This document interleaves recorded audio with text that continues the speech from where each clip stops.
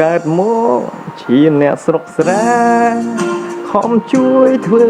ការពុកម៉ែទោះចំការស្រែមិនត្អូញត្អែទេសំនៀងវាចារត់លើនគេថាមានស្នេហ៍ស្រីចង់ស្ដាប់គ្រប់គ្នាបើច្រៀងបំពេរឹតអស់ចាគុំសើចខ្ញុំអីធ្វើមិនដេចសំដីរត់លើនយ៉ាងនេះតែដួងចិត្តខ្ញុំសែនស្មោកសុភាបុរសគ្មានទេស្នេហាទោះបីខ្ញុំខ្មៅណាគេថាខ្មៅស្រសង្ហាណាពេលដែលខ្ញុំដើរទៅណាឮតែពាក្យថាសង្ហាគ្រប់គ្នាស្រំតែពេលនេះ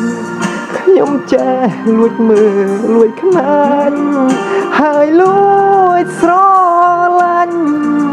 តែមិនដឹងធ្វើយ៉ាងណាជុំរៀបចោះបាតនាងក៏ស្អាតរូបខ្ញុំក៏ស្អាតយើងទាំងពីរពិតជាអស្ចារ្យបើបានរៀបការពិតជាសមគ្នាណាស់មែនទេបងប្អូន